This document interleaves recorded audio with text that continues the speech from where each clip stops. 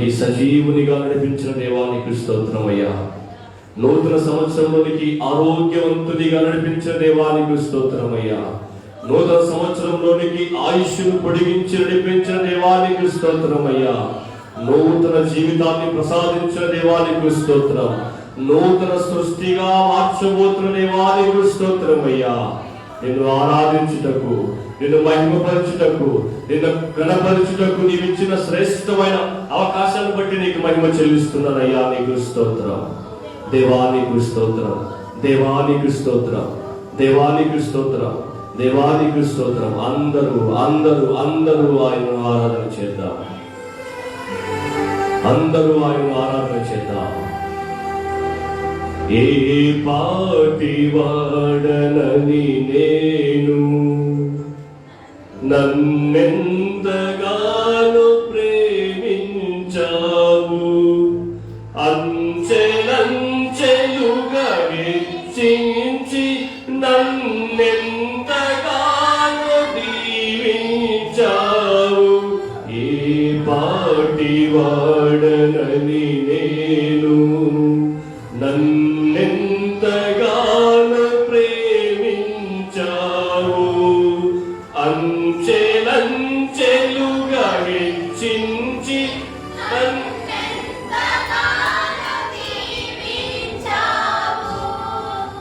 వందనం యేసయ్యా, వందనం యేసయ్యా, వందనం యేసయ్యా, వందనం యేసయ్యా. బలహీనులమైన మమ్ము నీవెంతగానో బలపరచావు. క్రీస్తేసు మహిమైశ్వర్యములో ప్రతి అవసరమును తీర్చావు. బలహీనులమైన మమ్ము నీవెంతగానో బలపరచావు. క్రీస్తేసు మహిమైశ్వర్యములో ప్రతి అవసరమును తీర్చావు. చివరిసారిగా వందనం యేసయ్యా, వందనం యేసయ్యా,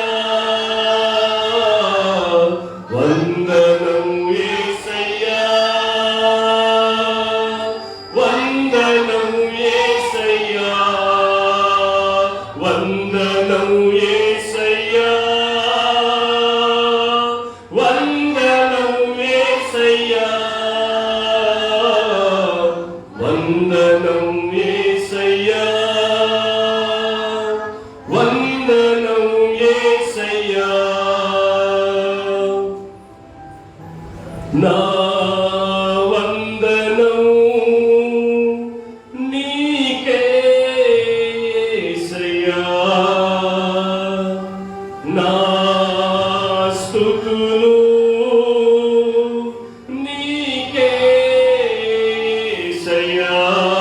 అందరూ కలిసి నా వందనం నీకే యేసయ్యా, నా స్తుతులు నీకే యేసయ్యా.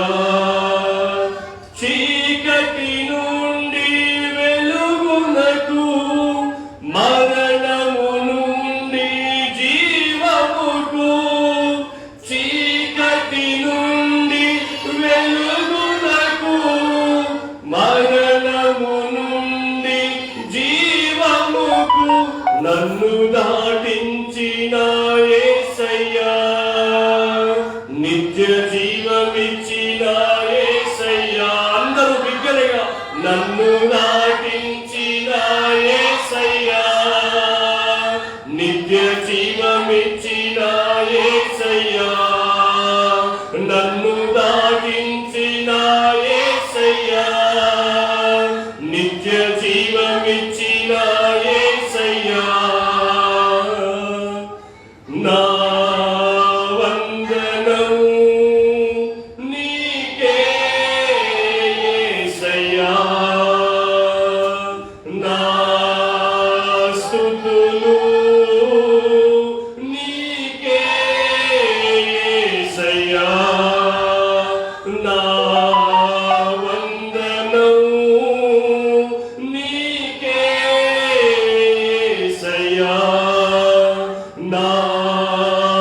స్తుతులు నీకే యేసయ్యా.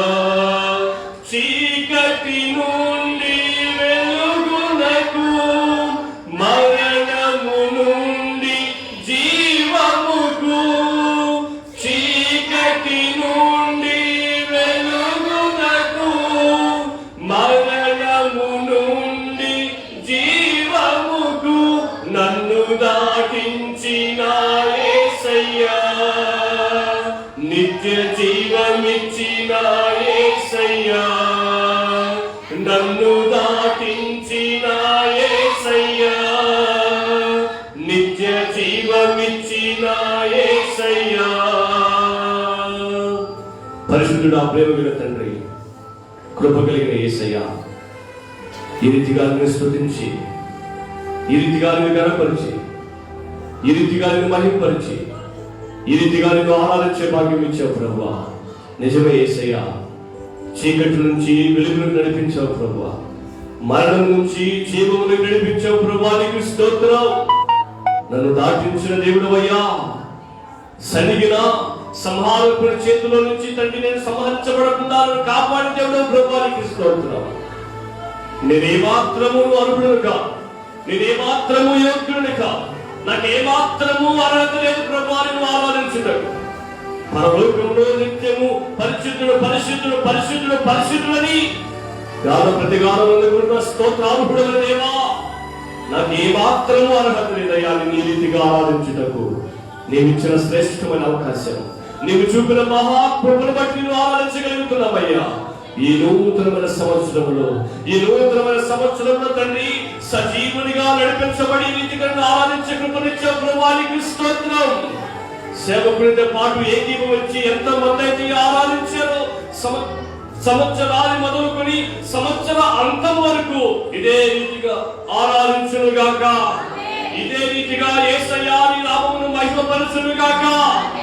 ఇదే రీతిగా యేసయ్యా నీ నామమును ఘనపరిచే కృపను దయచేయమని ప్రార్థిస్తున్నాం. ప్రత్యేకించి వాక్యమైన దేవా, నీవు మమ్మల్ని దర్శించబడుతుంది నీకు వందనాలు.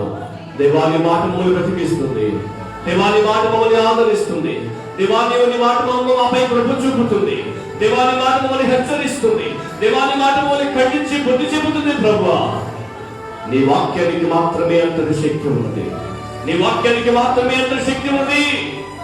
కుడి వచ్చిన మా అందరితో మీరు మాట్లాడాలని, కుడి వచ్చిన మా అందరితో మీరు మాట్లాడని ప్రార్థన చేస్తూ యేసయ్య నామములో ప్రార్థిస్తున్నాము తండ్రి. ఆమేన్, ఆమేన్, ఆమేన్. త్వరితంగా కూర్చుందాం. త్వరితంగా అందరూ కూడా దేవుని సముఖంలో కూర్చుందాం. దేవుని సముఖంలో కూర్చుందాం. ఈ యొక్క నూతన సంవత్సరం 2021వ సంవత్సరం మొదటి పునరుద్ధానపు ఆరాధనకు నడిపించబడిన మిమ్ములను, మీ కుటుంబాలను దేవాది దేవుడు దీవించునుగాక. కుడి వచ్చిన మీకందరికీ అలాగుననే మన రక్షకుడైన యేసయ్య నామములో నెహమ్యా వర్షిప్ సెంటర్ కర్ణాటక వారికి కూడా నా హృదయపూర్వకమైన వందనాలు తెలియపరుస్తున్నాను. దేవుడు మిమ్మును, మీ కుటుంబాలను దీవించునుగాక. దేవుడు ఈ నూతన సంవత్సరంలో మొదటి ఆదివారపు ఆరాధనలో దేవుడు మనతో మాట్లాడాలైన దేవుని యొక్క వాక్యాన్ని మనం ధ్యానం చేద్దాం. దయచేసి మీరందరూ కూడా దేవుని యొక్క వాక్యమును శ్రద్ధగా ఆలకించుటకు మీ హృదయాలను సంసిద్ధపరచుకోవలసిందిగా ప్రేమపూర్వకంగా మనవి చేస్తా ఉన్నాను. దేవుని యొక్క వాక్యాన్ని మనం చదువుకుందాం. ద్వితీయోపదేశ కాండము 11వ అధ్యాయము, ద్వితీయోపదేశ కాండము 11వ అధ్యాయము 11వ వచనము మరియు 12వ వచనము చదువుకొని దేవుని మహిమపరుద్దాం. మీరు మైక్ తీసుకుమా.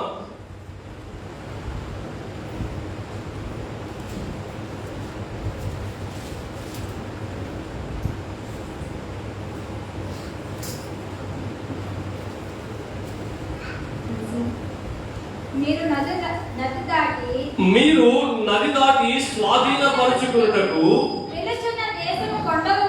వెళ్ళుచున్న దేశము కొండలు లోయలు గల దేశము, అది ఆకాశ వర్ష జలము త్రాగును, అది నీ దేవుడైన యెహోవా లక్ష్యపెట్టు దేశము.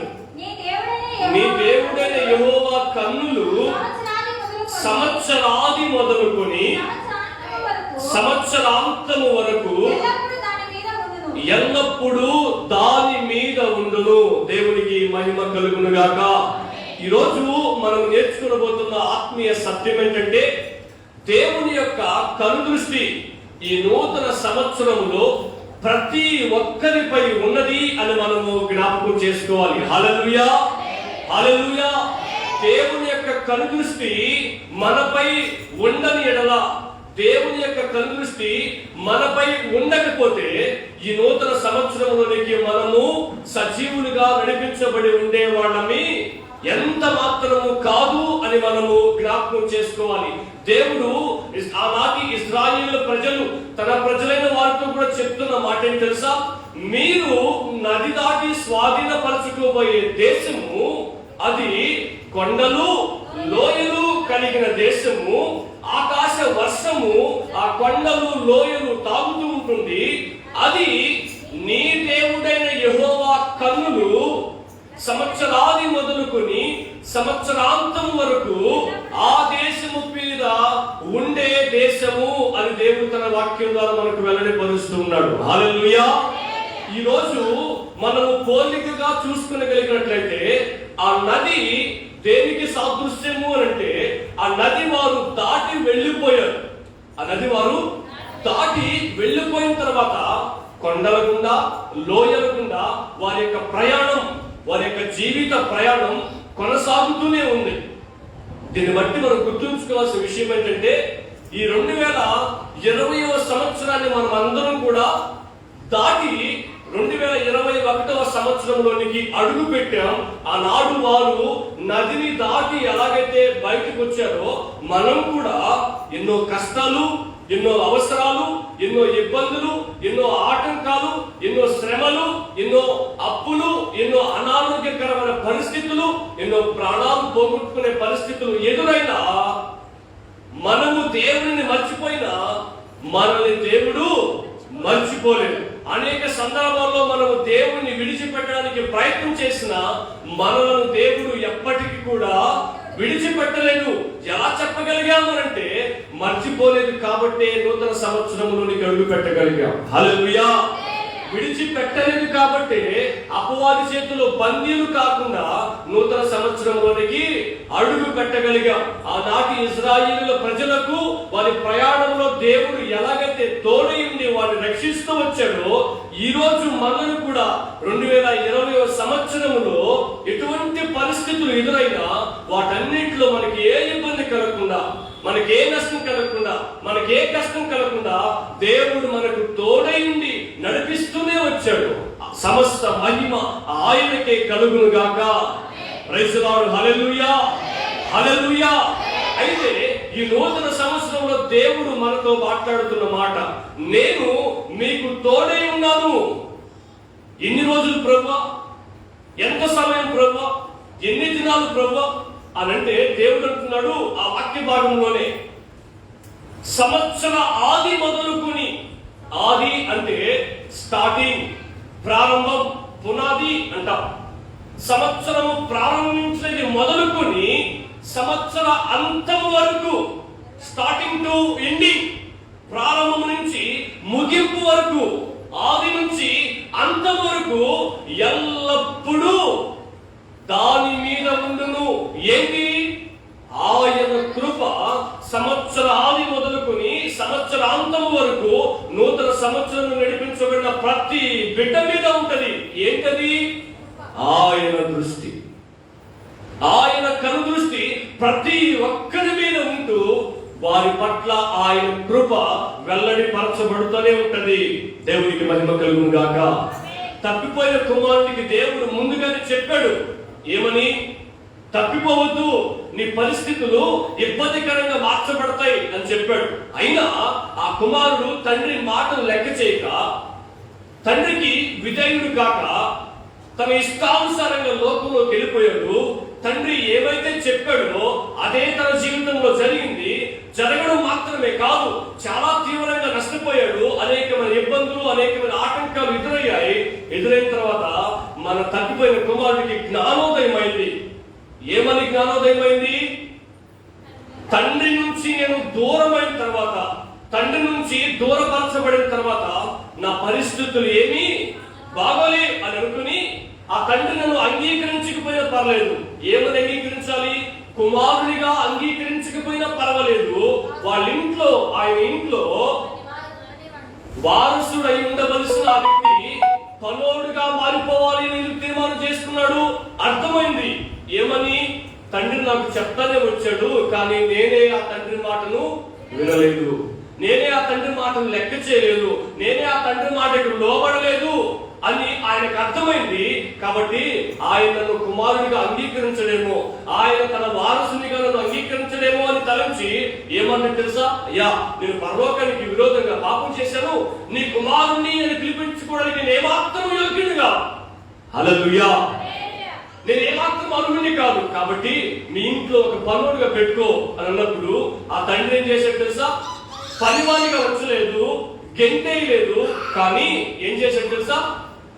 తన కుమారుని స్థానాన్ని, మునుపటి వారసుని స్థానాన్ని ఆ కుమారుడికి దేవుడు తండ్రి అనుగ్రహించినట్లు మనం వాక్య భాగంలో మనం చూడగలం. దేవునికి మహిమ కలుగును గాక. 2020 సంవత్సరంలో దేవుడిని ఆరాధించడానికి దేవుడు ఎన్నో సమయాలు ఇచ్చాడు, ఎంతో సమయాన్ని ఇచ్చాడు, ఎన్నో అవకాశాలు ఇచ్చాడు. మార్చబడ్డానికి, ఆత్మీయంగా స్థిరపరచబడ్డానికి, దైవికంగా మార్చబడ్డానికి, దేవునికి మన జీవితాన్ని అప్పగించుకోవడానికి ఎంతో సమయం ఇచ్చాడు. కానీ మనం నిర్లక్ష్యం చేస్తూ వచ్చాం, పెడచెవిని పెడుతూ వచ్చాం.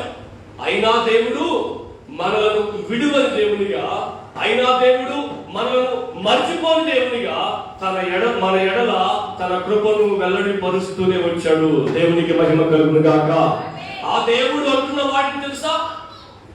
నా కనుదృష్టి, నా కృప సంవత్సర ఆది మొదలుకొని, సంవత్సరం యొక్క ప్రారంభం మొదలుకొని సంవత్సర అంతం వరకు మీ మీద ఉంటుంది అని దేవుని యొక్క వాక్యం సెలవిస్తుంది. దేవుడు ఈ నూతన సంవత్సరంలో తన కనుదృష్టి మనపై ఉంచడం ద్వారా, గుర్తుపెట్టుకోండి, ఈ సందర్భాన్ని బట్టి నేను మీకు తెలియపరుస్తున్నాను, ఈ సందర్భాన్ని బట్టి మీకు తెలియపరుస్తున్నాను, దేవుడు ఆశీర్వదించడం మాత్రమే కాదు, దేవుడు దీవించడం మాత్రమే కాదు, దేవుడు బలపరచడం మాత్రమే కాదు, దేవుడు హెచ్చించడం మాత్రమే కాదు, దేవుడు అభివృద్ధిలోనికి నడిపించడం మాత్రమే కాదు, దేవుడు శిక్షించడానికి కూడా సమర్థుడే, దేవుడు ఖండించడానికి కూడా సమర్థుడే, దేవుడు హాని చేయడానికి కూడా సమర్థుడే, నరకానికి పంపించడానికి కూడా సమర్థుడే అని మనం జ్ఞాపకం చేసుకోవాలి. యెహోవా కనుదృష్టి ప్రతి స్థలం మీద ఉంటుంది. ఆ కనుదృష్టి చెడ్డవారిని చూస్తూ ఉంటుంది, మంచి వారిని చూస్తూ ఉంటుంది. మంచి వారిని చూసి మంచి వారికి తగిన ఫలమిస్తుంది, చెడ్డవారిని చూసి చెడ్డవారికి తగిన ఫలమిస్తుంది అని మనం ఎప్పటికీ మర్చిపోకూడదు. వాని క్రియలకు తగిన జీతం, ఫలము దేవుడు ఖచ్చితంగా ఇస్తాడు. There is no doubt about it all. అందులో ఎటువంటి సందేహము లేనే లేదు. ఇక్కడ దేవుడు ఇస్తున్న మాట, దేవుడు చెప్తున్న మాట తెలుసా? నా కనుదృష్టి మీపై ఉంటుంది. ఎంతకాలం ప్రభు అంటే ప్రతి క్షణం, ప్రతి నిమిషం, ప్రతి గంట, ప్రతి దినం, ప్రతి మాసం, ప్రతి సంవత్సరం మీపై ఉంటుంది అని మనం జ్ఞాపకం చేసుకోవాలి. దేవునికి మహిమ కలుగును గాక. దేవుని కనుదృష్టి వలన మనకు ఏ ప్రయోజనాలు కలుగుతాయో దేవునికి వాక్యం చూద్దాం. దేవునికి వాక్యంలో చూద్దాం. దేవుని కనుదృష్టి ఆయన బిడ్డలమైన మనపై ఉంటే, గుర్తుపెట్టుకోండి, దేవుని కనుదృష్టి మంచి వారిపై ఉంటే, దేవుని కనుదృష్టి యెహోవా యందు భయభక్తులు కావాలి అని ఉంటే, దేవుని కనుదృష్టి దేవుని సన్నిధికి ఖచ్చితంగా వెళుతున్న వారి ఉంటే, వారి జీవితంలో సంవత్సరంలో ఏ మేలు కలుగుతాయో, ఈ నూతన సంవత్సరంలో దేవుని కనుదృష్టి నీపై ఉండడం ద్వారా, దేవుని కనుదృష్టి నీపై ఉండడం ద్వారా నీకు కలిగే మేలేంటో నేను తెలియపరుస్తున్నాను. దేవుని యొక్క వాక్యాన్ని మనం చూద్దాం. దేవుని యొక్క వాక్యంలోకి వెళ్దాం. కీర్తన గ్రంథము 33వ అధ్యాయం త్వరితంగా చదవండి. కీర్తన గ్రంథము 33వ అధ్యాయము 18వ వచనం మరియు 19వ వచనం చదువుకుందాం. వారి ప్రాణమును మరణము నుండి తప్పించుటకును, కరువులో వారిని సజీవులుగా కాపాడుటకును యెహోవా దృష్టి ఆయన యందు భయభక్తులు గల వారి మీదను ఆయన కృప కొరకు కనిపెట్టు వారి మీదను నిలుచుచున్నది. దేవునికి మహిమ కలుగును గాక. యెహోవా యందు భయభక్తులు గల వారిని, ఆయన కృప కొరకు కనిపెట్టు వారిని దేవుడు ఏం చేస్తాడంట? మరణము నుంచి తప్పిస్తాడు. అలాగుననే కరువులో వారిని సజీవులుగా ఉంచుతాడు. దేవునికి మహిమ కలుగును గాక. నేను ఇందాకే చెప్పాను, దేవుడు చూస్తూ ఊరుకుండే దేవుడు కాదు. ఆయన మనకు ఫలమిస్తాడు. ఎవరికి ఫలమిస్తాడు అంటే మరణం నుంచి తప్పిస్తాడు, కరువులో వారిని సజీవులుగా ఉంచుతాడు. ఎప్పుడు ఇవన్నీ జరుగుతాయి అంటే యెహోవా యందు భయభక్తులు గల వారు మరణం నుంచి తప్పించబడతారు. అలాగనే కరువులో వారు పోషించబడి సజీవులుగా ఉంచబడతారు. హల్లెలూయా. అంత మాత్రమే కాదు, దేవుని కృప వారిపై నిరంతరము ఉంటూ ఉంటుంది. ఆశ పడిన వాళ్ళకి, దేవుని యందు భయభక్తులు కలిగిన వాళ్ళకి, దేవుని కృప కొరకు కనిపెట్టుకునే వారి మీదకి దేవుడు చేస్తున్న మొట్టమొదటి బ్లెస్సింగ్ ఏంటి తెలుసా? మరణం నుంచి వారిని తప్పిస్తాడు, కరువులో వారిని దేవుడు పోషిస్తాడు. ఇది మొదటిది అని మనము జ్ఞాపకం చేసుకోవాలి. దేవుని కనుదృష్టి నీపై ఉన్నది కాబట్టి కరువులో కూడా నీవు పోషించబడుతున్నావు. గత సంవత్సరంలో పనికి వెళ్ళలేని పరిస్థితులు వచ్చాయి. కుటుంబ యజమానులు పనికి వెళ్ళలేని పరిస్థితులు వచ్చాయి. పనికి వెళ్ళలేదు కాబట్టి సంపాదించలేకపోయారు, 4 రూపాయలు తీసుకొచ్చుకోలేకపోయారు. 4 రూపాయలు తీసుకురాలేకపోతే బిడ్డలను, కుటుంబాన్ని ఎలా పోషించుకోగలం? కుటుంబం అన్నాక అనేక అవసరతలు ఉంటాయి. ఆ అవసరతలన్నీ ఎలా తీర్చుకోగలం? గత జీవితంలో చేసిన అప్పులన్నీ, ఆ డీవులన్నీ ఎలా కట్టగలం? అటువంటి పరిస్థితులు వచ్చిన, సంపాదించలేని పరిస్థితులు వచ్చిన, పనికి వెళ్ళలేని పరిస్థితులు వచ్చిన, దేవుడు మనల్ని కరువులో ఉంచలేదు. దేవుడు మనల్ని కరువులో పోషిస్తూనే ఉన్నాడు. దేవుడు మనల్ని కరువులో ప్రాణాలు పోగొట్టుకోకుండా సజీవుల లెక్కలో ఉంచాడు. దేవునికి మహిమ కలుగును గాక. కారణం ఏంటి అంటే మనం దేవునిపై ఆధారపడ్డాం, మనం దేవుని నమ్ముకున్నాం, మనం దేవుని యందు భయభక్తులు కలిగి ఉంచాం. అంత మాత్రమే కాదు, దేవుని కృప కొరకు కనిపెట్టాం కాబట్టి దేవుడు మనల్ని మరణం నుంచి తప్పిస్తూ కరువులో పోషిస్తూ వచ్చాడు. సహోదరి సహోదరుడా, మీరు గుర్తుపెట్టుకోవాల్సిన ప్రాముఖ్యమైన విషయం, ఈ నూతన సంవత్సరంలో దేవుడు నీకు ఇస్తున్న ప్రాముఖ్యమైన వాగ్దానం, దేవునికి ఇస్తున్న ప్రాముఖ్యమైన ఆశీర్వాదం ఏంటో తెలుసా? దేవుని కనుదృష్టి నీపై ఉన్నది. నువ్వు దేనికి భయపడవలసిన అవసరము లేదు. భయపడొద్దు, భయపడవలసిన అవసరం లేదు అని చెప్పాను, కానీ అజాగ్రత్తగా ఉండమని చెప్పలేదు. అవునా? భయపడకుండా ఉండాలి, కానీ జాగ్రత్తగా ఉండాలి. అర్థమైందా మీకు మాట? మనం దేనికి భయపడాల్సిన అవసరం లేదు. దేనికి తెలుసా? దేవుడు మనల్ని చూస్తూ ఉన్నాడు. దేవుని కనుదృష్టి మనపై ఉన్నది కాబట్టి దేవుడు మనల్ని మరణమయ్యే పరిస్థితులు వచ్చిన వాటి నుంచి మనల్ని తప్పిస్తాడు. రెండవదిగా మనం గుర్తుపెట్టుకోవాల్సిన విషయం ఏంటి తెలుసా? కరువులో మనల్ని సజీవులుగా ఉంచుతాడు. అది మొదటిది. రెండవ మాటను మనం చూద్దాం. సామెతల గ్రంథము 22వ అధ్యాయము 12వ వచనం. సామెతల గ్రంథము 22వ అధ్యాయము 12వ వచనం చదవండి ఎవరైనా. యెహోవా చూపులు జ్ఞానము గల వారిని కాపాడును, విశ్వాసఘాతకుల మాటలు ఆయన వ్యర్థము చేయును. మనకు కావలసిన మాట మొదటి లైన్ మాత్రమే. యెహోవా చూపులు జ్ఞానము గల వారిని కాపాడును. దేవునికి మహిమ కలుగును గాక.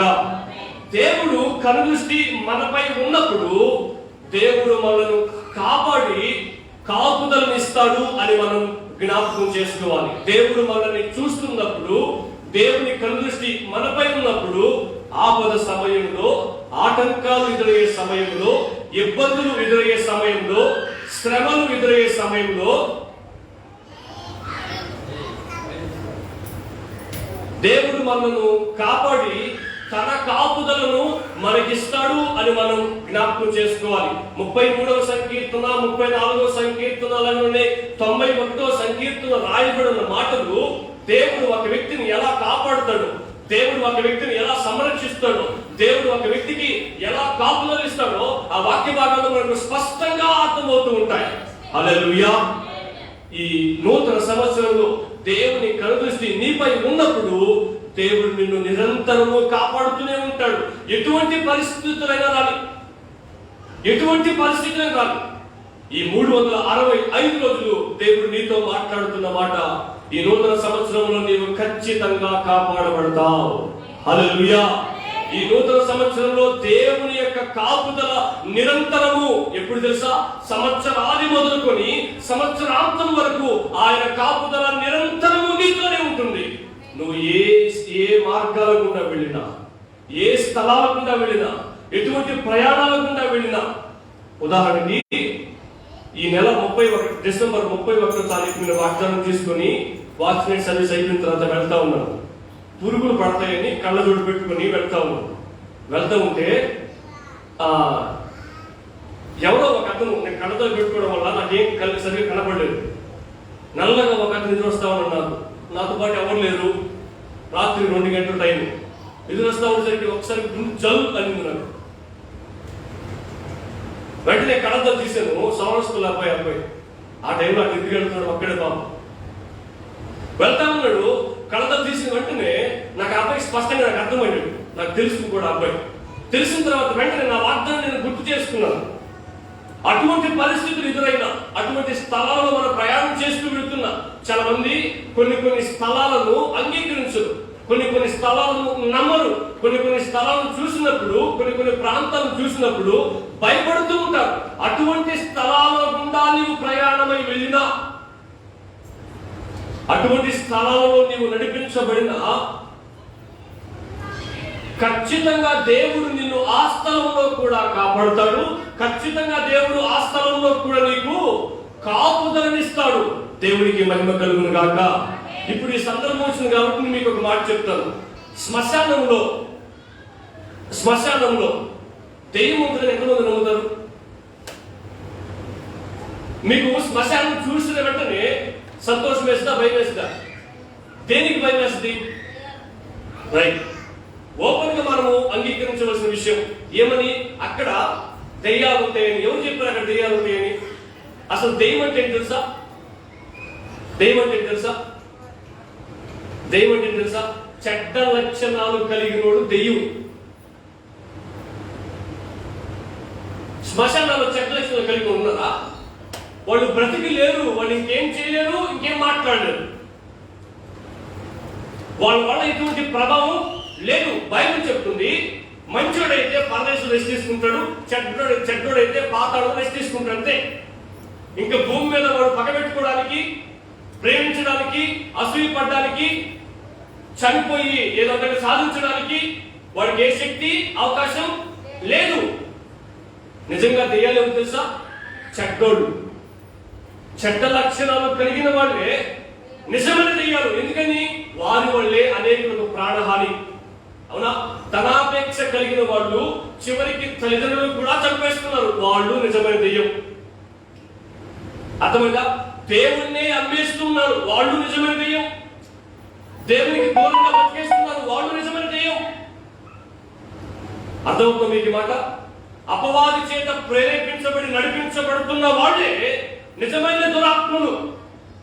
వాళ్ళు శ్మశానంలో ఉండరు, ఊర్లో ఉంటారు, ఇళ్లలో ఉంటారు, మనలో కూడా ఉంటారు. అర్థమవుతుంది మీకు మాట? నేను ఎందుకు ఈ మాట చెప్పాను తెలుసా? అటువంటి వ్యక్తుల ద్వారా మీరు ఎప్పుడైనా దెయ్యాన్ని చూసారా? చూశాను అంటే అబద్ధం. అర్థం మీకు మాట? ఒకవేళ అటువంటి పరిస్థితులు వచ్చిన ఒక వ్యక్తి అపవాది చేత ప్రేరేపించబడి మనకు హాని చేయాలని ప్రయత్నం చేసిన, దేవుడు మనతో మాట్లాడుతున్న మాట, సంవత్సరాది మొదలుకొని సంవత్సర అంతం వరకు నేను మిమ్మల్ని కాపాడుతాను. దేవునికి మహిమ కలుగును గాక. నా కాపుదల నిరంతరము మీతోనే ఉంటుంది. నువ్వు ఏ టైమైనా ప్రయాణం చేయి, ఎటువంటి ప్రాంతం ఉందని వెళ్ళు. నేను ఇందాక చెప్పాను, దేవుని అందరి భయభక్తులు కలిగిన వాడు ఎక్కడ నిలవాలో తీర్మానం చేసుకుంటాడు. అర్థమైందా?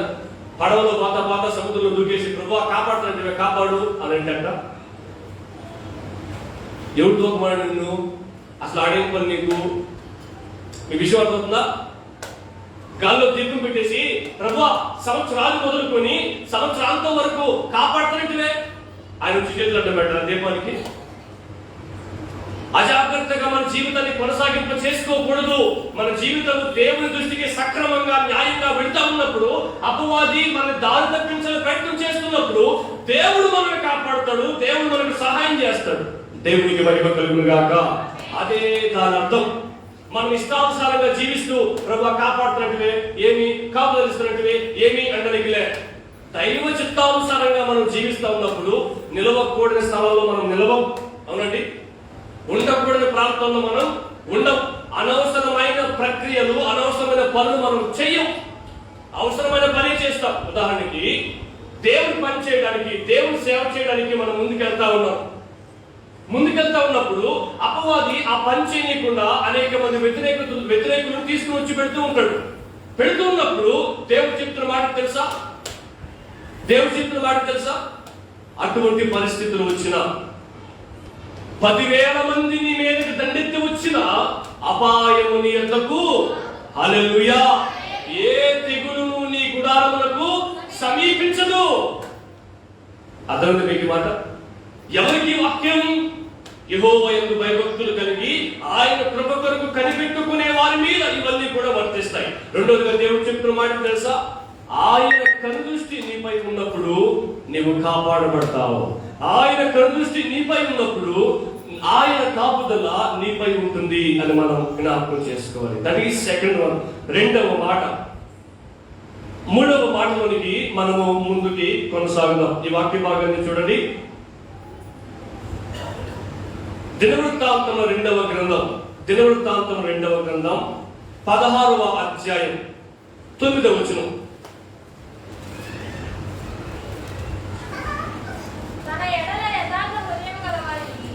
16వ అధ్యాయం 9వ వచనం చదవండి.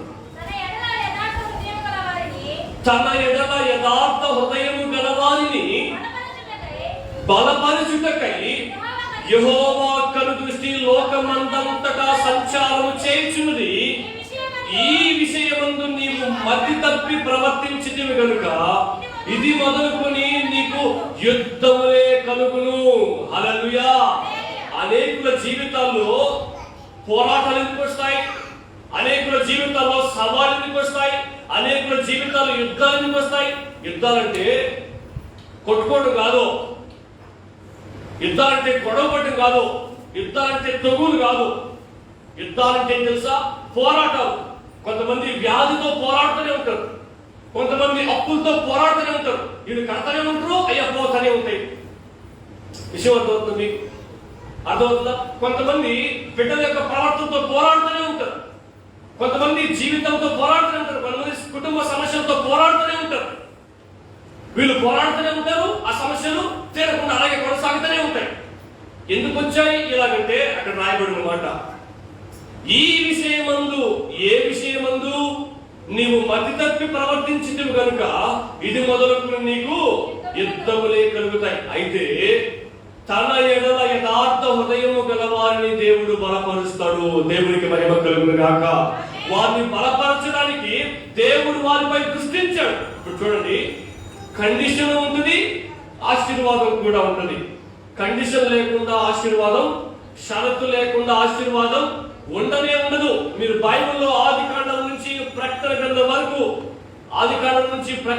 వరకు మీరు చూసుకుంటండి బైబిల్ని. ఒక వ్యక్తికి దేవుడు కండిషన్ ఇవ్వకుండా, ఒక వ్యక్తికి దేవుడు షరతు ఇవ్వకుండా వారిని ఆశీర్వదించినట్లు ఎక్కడా లేదు. ఇక్కడ రాయబడిన మాట తెలుసా? తన యందు యథార్థ హృదయం గల వారిని దేవుడు బలపరుస్తాడు. తన యందు యథార్థ హృదయం కలిగిన వారిని దేవుడు దృష్టిస్తాడు. ఇక్కడ మనం చాలా మంది ఉన్నాం. దేవుడు ఎవరిని దృష్టిస్తాడు? లోకమంతటా సంచారం చేస్తున్నాడు. ఎవరిని దృష్టిస్తాడు? ఎవరిని బలపరుస్తాడు? యథార్థ హృదయం కలిగిన వారిని దేవుడు బలపరుస్తాడు. ఇప్పుడు ఈ మాట అంటే కొద్దిగా మనకు కష్టంగా ఉంటుంది. ఏమో తెలుసా? యథార్థ హృదయం కలిగి ఉన్నావా అంటే బాధేస్తుంది. దేవుడు నిన్ను బలపరుస్తాడంటే అది అబద్ధం. వాస్తవంగా చెప్పాలంటే ఏమని? దేవుడు నిన్ను బలపరుస్తాడు అన్న మాట పూర్తిగా వాస్తవం. ఎప్పుడు వాస్తవం అవుతుంది? నీవు యథార్థ హృదయం కలిగిన వ్యక్తివైతే దేవుడు నిన్ను బలపరుస్తాడు అనడం వాస్తవం. చాలా మంది మసిపూసి మారేకాయ చేయడానికి, సభను మెప్పించడానికి, తనను తాము డెవలప్ చేసుకోవడానికి, వర్తమానం బాగండించాడు అని చెప్పించుకోవడానికి ఇలా మాట్లాడుతుంటారు. ఏమని? అయ్యా నువ్వు యథార్థ హృదయం కలిగి ఉండు, అప్పుడు దేవుడు నిన్ను బలపరుస్తాడు అని చెప్పరు. ఏమో తెలుసా? నువ్వు ఎట్లాగైనా బతుకు, ఎలాగైనా జీవించు, ఎలాగైనా దేవుడితో ఉండు, ఎప్పుడైనా చర్చికి రా, కానీ దేవుడు నిన్ను బలపరుస్తూనే ఉంటాడు. వాస్తవం ఈ మాట కాదు, అది పూర్తిగా అవాస్తవం. ఎప్పుడు దేవుడు బలపరుస్తాడు అంటే దేవుని యందు మనము యథార్థ హృదయము కలిగిన వారమై ఉన్నప్పుడు. దేవునికి మహిమ కలుగును గాక.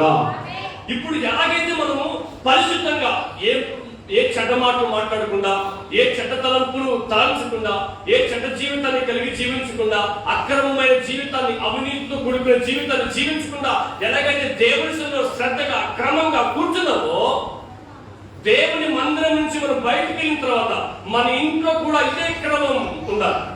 మన ఇంట్లో కూడా ఇదే పరిశుద్ధత, ఇదే పవిత్రత ఉండాలి. దానిని ఏమంటారు తెలుసా?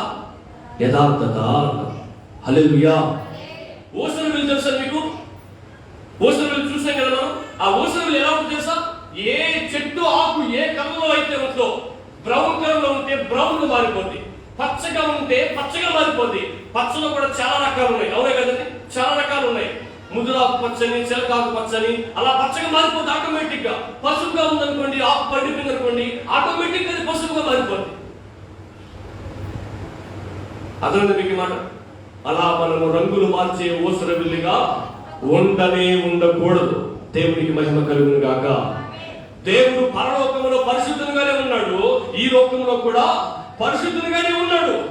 మనం దేవుని మందిరంలో పరిశుద్ధంగా ఉంటున్నాం.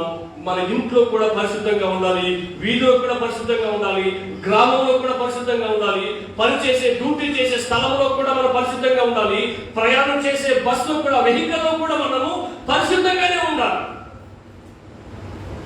చాలా మంది సెల్ ఫోన్ తప్పుపడతారు. సెల్ ఫోన్ తప్పుపడతారు. ఈ సెల్ ఫోన్ వచ్చిన తర్వాత మా జీవితం పాడైపోయి అంటారు. అర్థమవుతుందా? అవును కదండి, అవును కదండి. నేను మీకు ఒక సలహా, ఒక బెస్ట్ ఎగ్జాంపుల్, ఒక చిన్న సూచన చెప్తాను మీకు. మీ దగ్గర పాడైతుంది, మిమ్మల్ని పాడు చేసిన సెల్ ఫోన్ తీసుకొచ్చి నా చేతికి ఇవ్వండి. మీ దగ్గర పాడైపోయిన సెల్ ఫోన్ తీసుకొచ్చి నా చేతికి ఇవ్వండి. అది ఎట్లా పాడైపోతుంది నేను చెప్తాను, అది ఎట్లా నన్ను పాడు చేస్తుంది నేను చెప్తాను. చూద్దాం. పాడు చేసేది సెల్ ఫోన్ కాదు, మనం. ఎందుకని ఆలోచిస్తున్నాం, మనం అనుమతిస్తున్నాం మనం దానిని. ఆలోచన చేస్తున్నారా? తప్పంతా సెల్ ఫోన్ కాదు. అదే సినిమాలు చూసే వ్యక్తికి, పాపం చేసే వ్యక్తికి, వ్యభిచారం చేసే వ్యక్తికి ఈ సెల్ ఫోన్ ఉంది. అదే సెల్ ఫోన్ సేవకుని చేతికి ఇచ్చామనుకోండి, ఒక దేవుని భక్తుని చేతికి ఇచ్చామనుకోండి, అదే సెల్ ఫోన్ మారిపోద్ది. ఎందుకని? వాడు మారున్నాడు కాబట్టి. మార్పు వస్తువులో ఉండదు, మార్పు మనలో ఉంటుంది. మార్పు వస్తువుల్లో కాదు కలగాల్సింది, మార్పు మనలో కలగాలి. దేవుడికి మహిమ కలుగును గాక. నీవు దేవుని బిడ్డవైతే నీ ఇంట్లో బీరువా సక్రమంగా ఉంటుంది, నీ ఇంట్లో ప్రతి వస్తువు సక్రమంగా ఉంటుంది, నీ ఇంట్లో టీవీ సక్రమంగా ఉంటుంది, నువ్వు వేసుకునే దుస్తులు సక్రమంగా ఉంటాయి, నువ్వు వెళ్తున్న ప్రతి కాలేజ్ కావచ్చు, డ్యూటీ చేస్తున్న ప్రతి స్థలం కావచ్చు, అన్ని సక్రమంగా ఉంటాయి. వాళ్ళందరూ నీ గురించి సాక్ష్యం ఇస్తారు. ఎప్పుడు ఎక్కడైనా ఒకే రకంగా ఉన్నప్పుడు. దేవునికి మహిమ కలుగును గాక. ఏ స్థలంలో ఉన్నా ఒకే రకంగా ఉన్నప్పుడు ఇవి సాధ్యమవుతాయి. దేవుడు చెప్తున్న మాట తెలుసా? నువ్వు యథార్థంగా ఉన్నప్పుడు. ఒక సహోదరి ఒక వాగ్దానం తీసుకొచ్చి నా ముందుకు నిలబడింది. ఆ వాగ్దానం ఏంటి మీకు ఒకసారి నేను జ్ఞాపకం చేస్తాను. యోబు గ్రంథం 8వ అధ్యాయం, యోబు గ్రంథం 8వ అధ్యాయం 7వ వచనం. అప్పుడు నీ స్థితి చదవండి. మొదట కొద్దిగా ఉండినను తుదకు నీవు మహాభివృద్ధి పొందుదువు. ఎంత పెద్ద వాగ్దానం ఇది! అతని ముందు వచ్చి చదవండి. నిశ్చయముగా ఆయన నీ యందు శ్రద్ధ నిలిపి నీ నీతికి తగినట్లుగా నీ నివాస స్థలాన్ని వర్ధన చేస్తాడు. ఎంత సంతోషకరమైన మాటని! 5వ వచనం చదవండి. జాగ్రత్తగా దేవుని వెదకిన ఎడల, సర్వశక్తుడకు దేవుని బతిమాలుకున్న ఎడల, నీవు పవిత్రుడవై యథార్థవంతుడవైన ఎడల. హల్లెలూయా. మీకు విషయం అర్థమైందా? షరతు లేకుండా ఆశీర్వాదం రా. దేవుడు ఏం చెప్తున్నాడు? నిశ్చయముగా నీ యందు శ్రద్ధ నిలిపి నీతికి తగినట్టుగా నీ నివాస స్థలాన్ని వర్ధన చేస్తాను. అప్పుడు మొదట నీ స్థితి కొద్దిగా ఉండినను తుదకు నీవు మహాభివృద్ధి పొందుతావు అన్న మాట ఎప్పుడు నెరవేర్చబడుతుంది? నీవు జాగ్రత్తగా దేవుని వెలిగితే, సర్వశక్తుడకు దేవుని బతిమాలుకుంటే, నీవు పవిత్రుడవై యథార్థవంతుడవై ఎడల దేవునిచ్చే ఆశీర్వాదాలు నీ సొంతమవుతాయి. ఇవి మనకి చాలా కష్టం. ఏవి? జాగ్రత్తగా దేవుని వెతకడం కష్టం. సర్వశక్తుడికి ప్రార్థన చేస్తూ బతిమాలుకోవడం, విజ్ఞాపన చేయడం, మార్పడడం చాలా కష్టం. పవిత్రంగా బ్రతకడం చాలా కష్టం. యథార్థంగా, నీతిగా, నిజాయితీగా బ్రతకడం చాలా కష్టం. మొదట నీ స్థితి కొద్దిగా ఉండను, తుదకు నీవు మహాభివృద్ధి పొందుతావు. ఆ మాటను తీసేసుకుని సంకలనం చేసుకుంటాం మనం. ఎప్పుడు నెరవేరుతుంది తెలుసా? ఒక్క మాట. యథార్థంగా బ్రతికినప్పుడు మన నివాస స్థలము వర్ధిల్లుతుంది. దేవునికి మహిమ కలుగును గాక. దేవుని కనుదృష్టి సంవత్సరాది మొదలుకుని సంవత్సరాంతం వరకు నీ మీద ఉంది. దేవుడు మూడవదిగా నీకు ఇస్తున్న మూడవ ఆశీర్వాదం, దేవుడు నీకు చేయబోతున్న సంవత్సరం మూడవ మేలేంటి తెలుసా? దేవుడు నీ జీవితాన్ని బలపరచబోతున్నాడు. దేవుడు నీ జీవితాన్ని బలపరచబోతున్నాడు. కురింగిపోయిన జీవితాన్ని, పడిపోయిన జీవితాన్ని, నిస్సహాయ స్థితిలోనికి వెళ్ళిపోయిన జీవితాన్ని, ఆయన వైపు చూస్తున్న జీవితాన్ని దేవుడు ఏం చేస్తాడు తెలుసా? బలపరుస్తాడు. నీ జీవితంలో దేనికి పరిగణనుకుంటున్నావా? ఆలోచించేయి. నేను కూడా చాలాసార్లు ఇలా అనుకున్నాను. ఇక నా జీవితంలో సంతోషం ఉన్నదేమో, ఇక నా జీవితంలో సమాధానం ఉన్నదేమో, ఇక నా జీవితం అంతేనేమో, ఇక నా జీవితం నాకు ఎవరు తోడుగా రాలేమో, ఇక మేము అనాథగా నిలిచిపోవాల్సి వస్తుందేమో, చదువుకునే స్టేజ్లోనే మా వారిద్దరు మాకు దూరం అయిపోయారు, మా గతి ఏమైపోతుందో అని బాధపడ్డా. ఎప్పుడైతే మా జీవితం దేవుని వైపునకు మరలించబడిందో, ఈరోజు మా జీవితాలు అనేకులకు ఆశీర్వాదకరంగా మార్చబడ్డాయి. దేవునికి మహిమ కలుగును గాక. దేవుడు మమ్మల్ని లేపి నిలబెట్టడం ప్రారంభించాడు. దేవుడు మమ్మల్ని ఆశీర్వదించడం ప్రారంభించాడు. దేవుడు మమ్మల్ని బలపరచడం ప్రారంభించాడు. ఎప్పుడు తెలుసా? అప్పగించిన పనిలో నమ్మకంగా ఉన్నప్పుడు, అప్పగించిన కొంచెం పనిలో యథార్థంగా జీవించినప్పుడు, యథార్థంగా దాన్ని జరిగించినప్పుడు, లాభాన్ని ఆశించకుండా, స్వార్థాన్ని చూసుకోకుండా, పేరు ప్రఖ్యాతులు కోరుకోకుండా చేసినప్పుడు దేవుడు కింద స్థాయి నుంచి హెచ్చించుకుంటూ రావడం గమనిస్తున్నా. దేవుడు బలపరుస్తూ వస్తున్నాడు. దేవునికి మహిమ కలుగును గాక.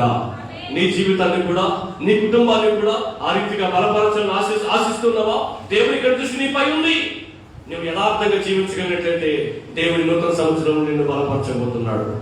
4వ మాటలు కదా, కీర్తన గ్రంథం 32వ అధ్యాయం 8వ వచనం.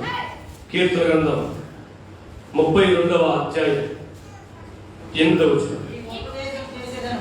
నీకు ఉపదేశము చేసేదను, నీవు నడవవలసిన మార్గము నీకు బోధించదును, నీ మీద దృష్టి ఉంచి నీకు ఆలోచన చెప్పెదను. హల్లెలూయా, హల్లెలూయా. దేవుడు మనల్ని తన బిడ్డలుగా చూస్తూ ఉన్నాడు. దేవుని వాక్యం అందిస్తున్న సేవకునికి అనుభవాలు చాలా ఉంటాయి. దేవుని వాక్యాన్ని బోధిస్తున్న వారెవరికైనా కూడా అనుభవాలు చాలా ఉంటాయి. తల్లిదండ్రులుగా పిలువబడుతున్న వాళ్ళకు కూడా అనుభవాలు చాలా ఉంటాయి. ఏ అనుభవం అంటే, బిడ్డల్ని పిలిచి, సంఘ విశ్వాసులు పిలిచి మనము మంచి చెప్పడానికే ప్రయత్నం చేస్తాం. వాళ్ళు కొంతమంది రిసీవ్ చేసుకుంటారు, అర్థం చేసుకొని. అర్థమైందా? వాళ్ళు కొంతమంది రిసీవ్ చేసుకుని, అర్థం చేసుకుని అంగీకరిస్తారు. అలా బ్రతకడానికి ప్రయత్నం చేస్తారు. బిడ్డలైతే అలా చేయడానికి ప్రయత్నం చేస్తారు. అట్ ది సేమ్ టైం మరలా రెండోసారి చెప్పించుకోవడానికి ప్రయత్నం చేయొద్దు. అట్ ది సేమ్ టైం కొంతమంది చెప్పించుకుంటారు కానీ అంగీకరించలేరు, అర్థం చేసుకోలేరు. అలా వాళ్ళ జీవితంలో దాన్ని అమలుపరుచుకోలేదు. అర్థమవుతుంది మీకు మాట? మోస్ట్లీ ఎక్కువ శాతం మంది దేవుని యొక్క వాక్యాన్ని అంగీకరించని వాళ్ళ జాబితానే ఎక్కువ ఉంది. ఎందుకంటే దేవుని వాక్యానుసారంగా బ్రతకడం చిన్న విషయం కాదు. దైవ వాక్యానికి అనుగుణంగా బ్రతకడం సామాన్యమైన విషయం కాదు. దేవుని యందు భయభక్తులు కలిగి ఉంటే, దేవుని కృప కొరకు కనిపెట్టుకుని ఉంటే, ఒకసారి ఒక ఇద్దరు చిన్నబిడ్డలు నిలబెట్టి మీకు ఒక కథ చెప్పాను. ఈ బలహీనుడు ఆ బలమైన వ్యక్తిని గెలవాలంటే ఏం చేయాలి తెలుసా? ఆ బలమైన వ్యక్తి కంటే బలమైన వ్యక్తి బలహీనుడికి తోడవ్వాలని చెప్పాడు. అప్పుడే వాడు గెలవగలడు. మన వల్ల కాదు, మన వల్ల కుదరదు, మన వల్ల అసాధ్యం అది. కానీ మనం ఏం చేయాలి తెలుసా? సాతానుడి కంటే, అపవాది కంటే, అబద్ధికుడి కంటే బలమైన వాడు అక్కడ ఉన్నాడు. మనం నమ్ముకున్న యేసయ్య. ఆయన తోడు మనం ఆశ్రయిస్తే, ఆయనపై ఆధారపడితే, ఆయనకు యోగ్యంగా మనం బ్రతికితే, మన జీవితంలో ఆయనకు స్థానం ఇస్తే, దేవుడు మనల్ని బలపరుస్తూ ఏం చేస్తాడు తెలుసా? తప్పటడుగులు వేసే మార్గము నుంచి సన్మార్గమును నడిపిస్తాడు. అదే చెప్తున్నాడు ఆయన మాట. ఏం చెప్తాడు తెలుసా? నీకు నేను ఉపదేశం చేస్తాను. ఇప్పుడు సేవకుడు ఏం చేస్తున్నాడు? ఇప్పుడు నేను ఏం చెప్తున్నాను మీకు? ఉపదేశమే, వాక్యమే. కొన్ని వారాల క్రితం చెప్పాను, ఏ వాక్యం విన్నా ఈ వాక్యానుసారంగా బ్రతకడానికి ప్రయత్నం చేయండి, ఖచ్చితంగా మీరు మార్పు వస్తుందని చెప్పాను. హల్లెలూయా. సేవకుడు ఉపదేశం చేసినప్పుడు అది పాజిటివ్ గానైనా నెగిటివ్ గానైనా, నిన్ను ప్రోత్సహించేదైనా, నిన్ను హెచ్చరించేదైనా, నిన్ను ఖండించేదైనా, నిన్ను వెలుగు చూపించేదైనా, ఆ ఉపదేశం చేసినప్పుడు నువ్వు అంగీకరించి, నీవు లోబడి, నీవు దాన్ని అర్థం చేసుకొని నీ జీవితంలో దాన్ని అమలులోనికి ఎప్పుడైతే పెడతావో అప్పుడు ఖచ్చితంగా దేవుడు ఏం చేస్తాడు తెలుసా? నీ చేయి పట్టి నడిపిస్తాడు. దేవునికి మహిమ కలుగును గాక. దేవుడు మన చేయి పట్టుకుని మనం నడిపించాడు అనుకోండి, ఇక పాపానికి మన జీవితంలో, శాపానికి మన జీవితంలో, అపవిత్రతకి మన జీవితంలో స్థానమే లేదు. హల్లెలూయా. అందుకని అంటున్నాడు దేవుడు, నా కనుదృష్టి ఈ నూతన సంవత్సరం నీపై ఉంది కాబట్టి నేను నీకు ఉపదేశం చేస్తాను, సన్మార్గంలో నేను నిన్ను నడిపిస్తాను, నీ మీద నేను దృష్టి ఉంచి నీకు నేను ఆలోచన చెప్తాను. ఏంటంట? ఆలోచన చెప్తాను. ఎప్పుడు మనం తప్పడడిగేస్తాం తెలుసా? ఎప్పుడు మనము రాంగ్ డిసిషన్ తీసుకుని తెలుసా? బాగా ఒత్తిడి ఉన్న సమయంలో, బాగా బాధేసిన సమయంలో ఆటోమేటిక్ గా మనం ఏం చేస్తున్నామో తెలియదు. చూడండి, కొంతమందికి బాధేసినప్పుడు ఏం మాట్లాడుతున్నారు అర్థం కాదు, అవునా? కొంతమందికి బాధేసినప్పుడు, కొంతమందికి కష్టాలు వచ్చినప్పుడు, కొంతమందికి ఇబ్బంది వచ్చినప్పుడు, కొంతమందికి అవమానం వచ్చినప్పుడు ఎలా ప్రవర్తిస్తున్నారో తెలియదు, ఎలా నడుస్తున్నారో తెలియదు, ఎలా నిర్ణయాలు తీసుకుంటున్నారో తెలియదు. అప్పుడే వాళ్ళు దేవునికి దూరం అయిపోతున్నారు. అటువంటి పరిస్థితులు ఏర్పడినప్పుడు రాబోతున్న 365 రోజుల్లో, రాబోతున్న జీవితాంతము దేవుడు ఏం చేయబోతున్నాడు తెలుసా? ఆయన కనుదృష్టి మనపై, నీపై నుంచి అటువంటి పరిస్థితులు వచ్చినప్పుడు దేవుడు నీకు ఆలోచన చెప్తాడు. హల్లెలూయా. ఒక ప్రశ్న బాహాటంగా మనం ప్రశ్నించుకుందాం. ఏం తెలుసా? ఒక కష్టం వచ్చినప్పుడు ఎవరైనా వెళ్ళేసి, నేరుగా వెళ్ళేసి మోకరించి ప్రార్థన చేస్తారా? నా మాట మీకు అర్థమైందా? మీ ఆయన, మీ ఆవిడ, నీ బిడ్డలు, మీ తల్లిదండ్రులు నిన్ను ఉన్నప్పుడు వెంటనే వాళ్ళు తిరుగుకొని మాట్లాడకుండా, తిట్టకుండా వెంటనే వెళ్ళి ప్రార్థన చేస్తారా?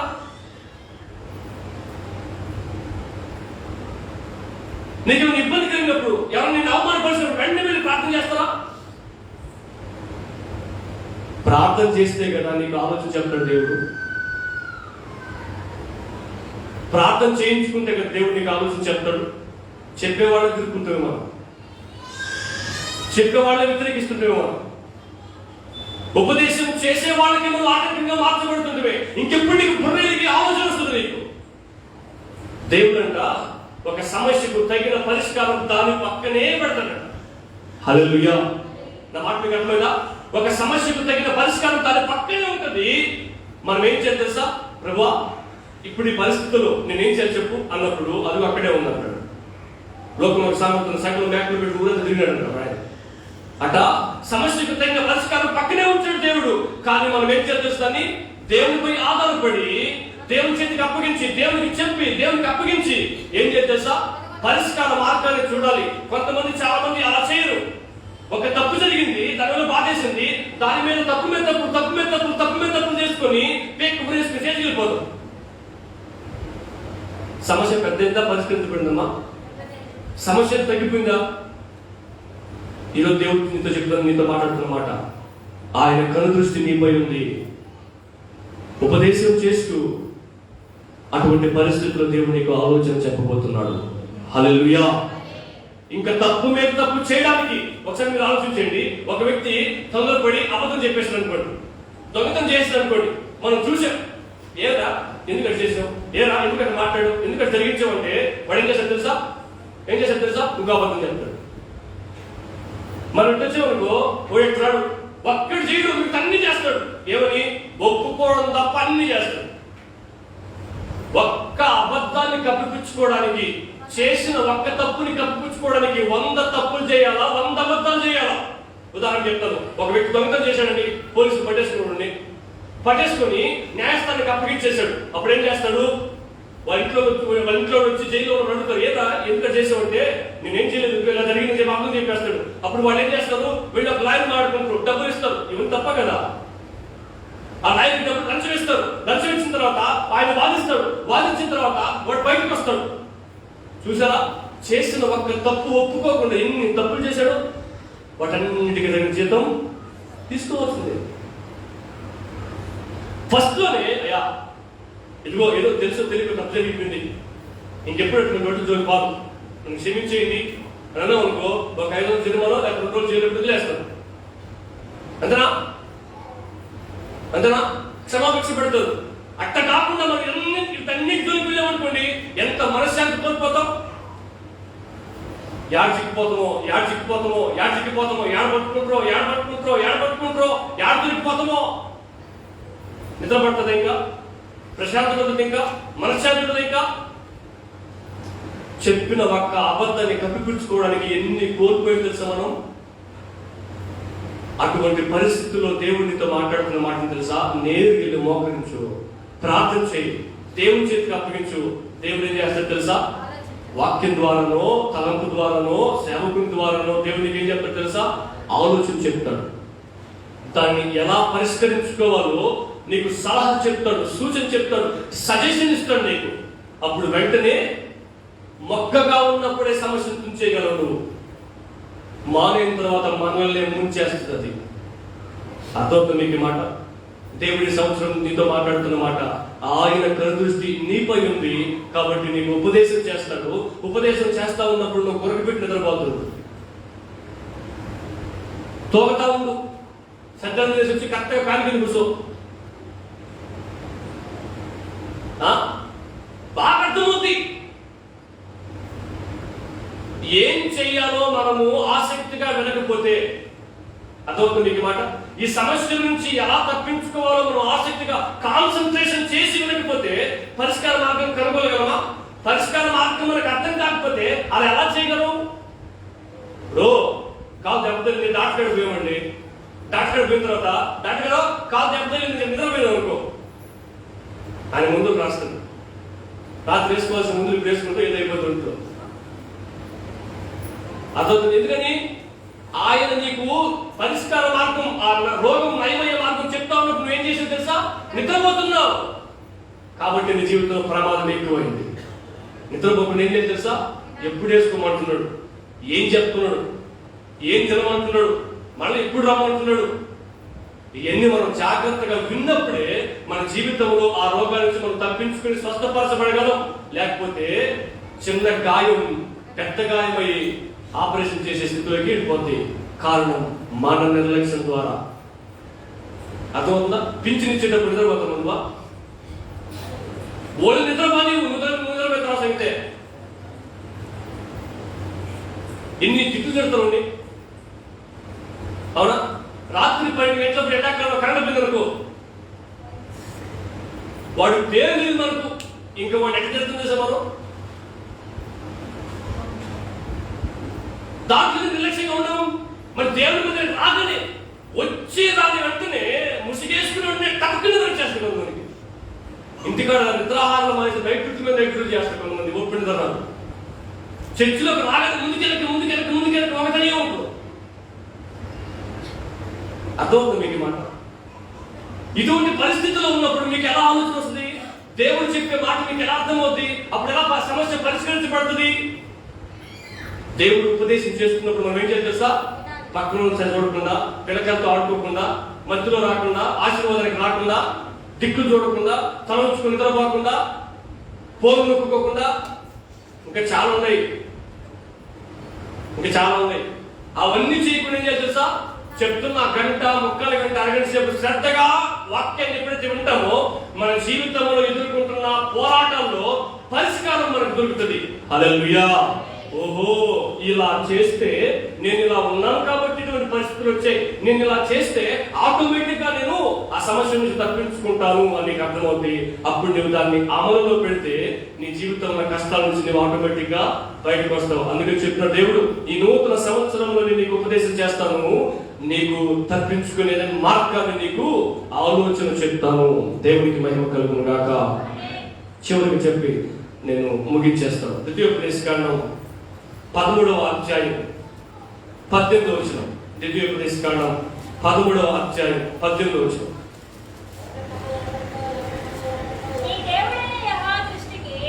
నీ దేవుడైన యెహోవా దృష్టికి యథార్థమైన దానిని చేయించు. నీ దేవుడైన యెహోవా మాట వినున్నప్పుడు యెహోవా తన కోపాగ్ని నుండి మళ్ళుకొని నీ యందు కనికరపడి నిన్ను కరుణించి నీ పితరులతో ప్రమాణం చేసిన రీతిని నిన్ను విస్తరింపజేయునట్లు నిర్మూలన చేయవలసిన దానిలో కొంచెమైన నీ యొద్ద ఉంచుకొనకూడదు. దేవునికి మహిమ కలుగును గాక.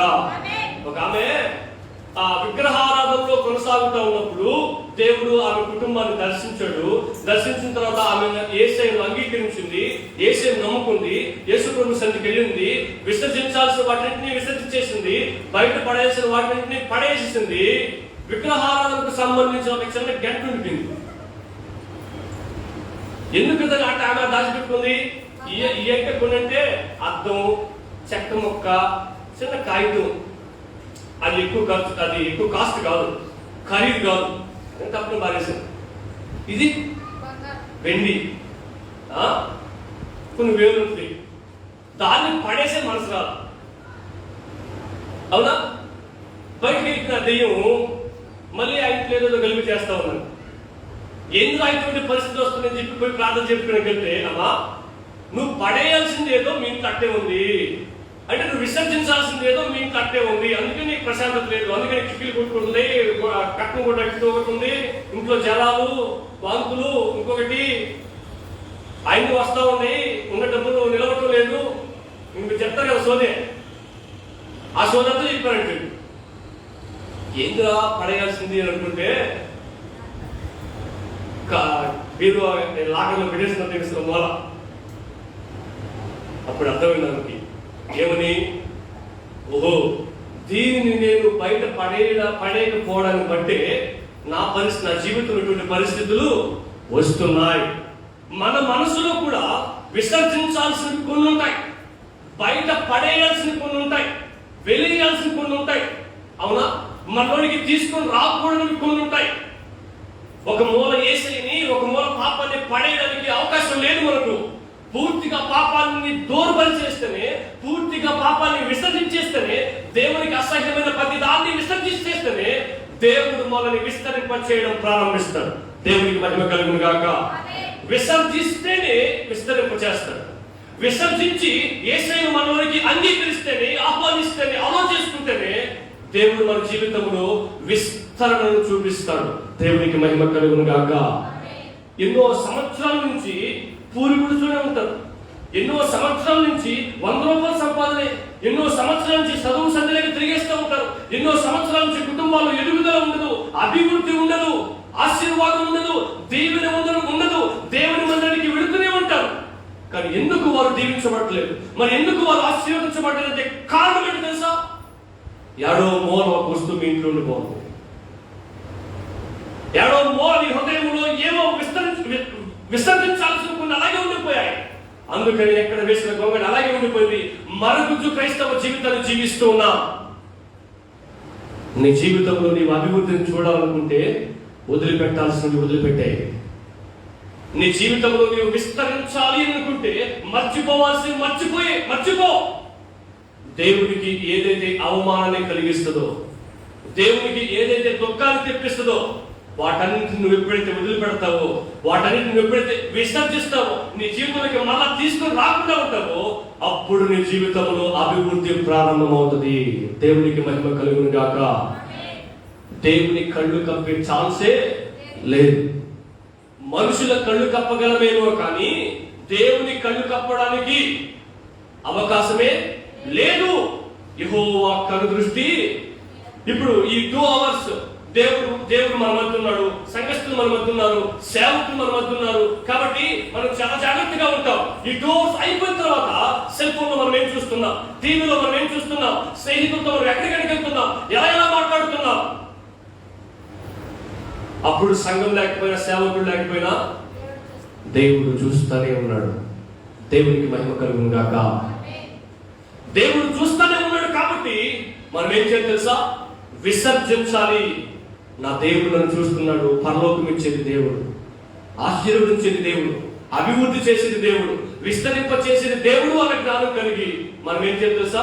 ప్రభువా, దేవుని మందిరం ఎలాగైతే ఉన్నాను, దేవుని మందిరము బయట కూడా అలాగే ఉంటున్న ప్రభు అని తీర్మానం చేసుకొని మనము ముందుకి కొనసాగే వారుగా ఉండాలి.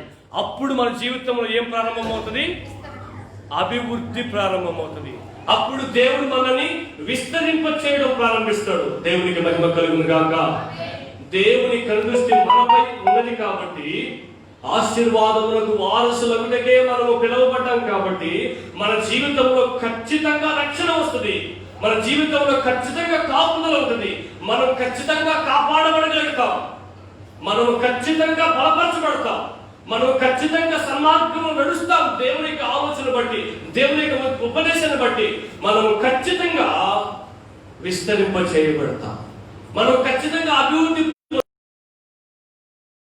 దేవుడి దృష్టికి పాస్టర్ను చూసి ఆపేయడం కాదు, పాస్టర్ను చూసి మైపెట్టడం కాదు, పాస్టర్ను చూసి తలుపేయడం కాదు, పాస్టర్ను చూసి టీవీ ఆపడం కాదు, పాస్టర్ను చూసి పరిగెత్తడం కాదు. ఏం రాయబడింది అక్కడ? దేవుడైన యెహోవా దృష్టికి యథార్థంగా బ్రతుకుతూ నీ దేవుడైన యెహోవా మాట వింటూ. చాలు, ఈ 2 పనులు చేయండి, జీవితం సార్థకమైపోతుంది. హల్లెలూయా. ఏంటంట? దేవుని దృష్టికి యథార్థమైన జీవితం జీవిస్తూ, దేవుని మాట వింటూ, దేవుని దృష్టికి యథార్థమైన జీవితాన్ని జీవిస్తూ దేవుని మాట వింటున్నప్పుడు దేవుడు నిన్ను మరణముల నుంచి తప్పిస్తాడు. దేవుడు నిన్ను కరువులో పోషిస్తాడు. దేవుడు నీకు సంతృప్తినిస్తాడు. దేవుడు నీకు ఆలోచన చెప్తాడు. దేవుడు నిన్ను బలపరుస్తాడు. దేవుడు నిన్ను విస్తరింప చేస్తాడు. అట్టి కృప దేవుడు ఇక్కడ వాక్యం వింటున్న ప్రతి ఒక్కరికి అనుగ్రహించును గాక. తల ఉంచండి, ప్రార్థన చేద్దాం. తల ఉంచండి, ప్రార్థన చేద్దాం. ఎవరు మౌనంగా ఉండద్దు, ఎవరు మౌనంగా ఉండద్దు. యెహోవా కనుదృష్టి నూతన సంవత్సరంలో నీపై ఉంది. ఈ సమయం చాలా విలువైంది. ఇప్పటి వరకు మనం ఎంతో విలువైన అమూల్యమైన వాక్యం విన్నాం. ఈ సమయం మనకు చాలా విలువైంది. ఎవరు మౌనంగా ఉండద్దు, ఎవరు మౌనంగా ఉండద్దు. దేవా, నీవు నన్ను చూస్తున్నావు. దేవా, నీవు నన్ను గమనిస్తున్నావు. దేవా, నీవు నాపై దృష్టించి ఉన్నావు. నాకు బాహాటంగా అర్థమవుతుంది. ఎప్పుడైతే నీ మాట నేను వింటానో, ఎప్పుడైతే నీ దృష్టికి యథార్థంగా జీవిస్తానో, మరణం నుంచి తప్పించబడతానని, కరువులో పోషింపబడతానని, దేవాలను కాపాడి కాపుదలను ఇస్తావు, నన్ను బలపరుస్తావు, ఉపదేశించి ఆలోచన చెప్తాను. ఎన్నో సంవత్సరాల నుంచి అలాగే ఉన్న నా జీవితాన్ని అభివృద్ధి పరిచి విస్తరింప చేస్తామని విన్నాను ప్రభువా. ఈరోజు నా జీవితాన్ని చేతులకు అప్పగించుకుంటానయ్యా. ఇప్పటి వరకు నా ఆలోచన ప్రకారం, నా నిర్ణయం ప్రకారం, నా డెసిషన్ ప్రకారం బ్రతకలేమో. ఇక మీద నుంచి నా ఆలోచన కాదు, ఇక మీద నుంచి నా నిర్ణయం కాదు, ఇక మీద నుంచి నా డెసిషన్ కాదు, ఇక మీద నుంచి నా స్వచిత్తం కాదు, నీ చిత్తమే నా జీవితంలో నెరవేర్చబడాలి. ప్రార్థించు, ప్రార్థించు. నువ్వు ఏ స్థలంలో ఉన్నా, నువ్వు ఏ ప్రాంతంలో ఉన్నా, ఎటువంటి పరిస్థితుల్లో నీ జీవితం కొనసాగించబడుతున్నా, మాతో పాటు ఏకీపించి ప్రార్థన చేయి. దేవుని జీవితంలో గొప్ప కార్యం చేస్తాడు. ఈ నూతన సంవత్సరం నీకు ఊహించలేని సంతోషాన్ని ఇవ్వబోతున్న దేవుని నూతన సంవత్సరంలో ఎన్నడూ చూడని సమాధానం చూడబోతున్నావు. నీ కుటుంబంలో ఉండే వాళ్ళందరూ మరణం నుంచి తప్పించబడతారు. ప్రార్థించు, ప్రార్థించు. పరిశుద్ధుడా, ప్రేమగల తండ్రి, కృపగల యేసయ్యా, ఈ మధ్యాహ్నకాల సమయంలో మాతో సూటిగా స్పష్టంగా మాట్లాడే ప్రభు నీకు వందనాలు. యెహోవా కనుదృష్టి ఒకరిపై ఉన్నప్పుడు వారి జీవితంలో కలిగే మేలు వర్తమానం మాతో మాట్లాడే ప్రభు నీకు వందనాలు. యెహోవా ఒకరి దృష్టి ఒకరిపై ఉంటే వారు మరణం నుంచి తప్పించబడి కరువులో పోషించబడతారన్న వాగ్దానం యేసు నామములో ఈ వాక్యం వీక్షిస్తున్న వాక్యం ఉంటున్న ప్రతి ఒక్కరి జీవితంలో నెరవేర్చబడును గాక. ఈ నూతన సంవత్సరంలో ప్రతి ఒక్కరూ యేసు నామములో బలపరచబడుదురు గాక. ఈ నూతన సంవత్సరంలో ప్రతి ఒక్కరూ యేసు నామములో కాపాడబడి కాపుదల పొందుకుందురు గాక. ఈ నూతన సంవత్సరంలో యేసు నామములో ప్రతి ఒక్కరూ దేవుని యొక్క ఉపదేశాన్ని అంగీకరించి సన్మార్గంలో నడిపించబడుదురు గాక. ఈ నూతన సంవత్సరంలో ఎన్నో సంవత్సరాల నుంచి అలాగే ఉండిపోయిన జీవితాలు అభివృద్ధి పరచబడి విస్తరింప చేయబడును గాక. ఈ వర్తమానం ప్రతి ఒక్కరి జీవితం ఫలభరితం చేయమని ప్రార్థిస్తూ యేసయ్య నామములో ప్రార్థిస్తున్నాము తండ్రి. ఆమేన్, ఆమేన్, ఆమేన్. దేవునికి స్తోత్రం. అలాగే మనమందరం కూడా కూర్చుందాం.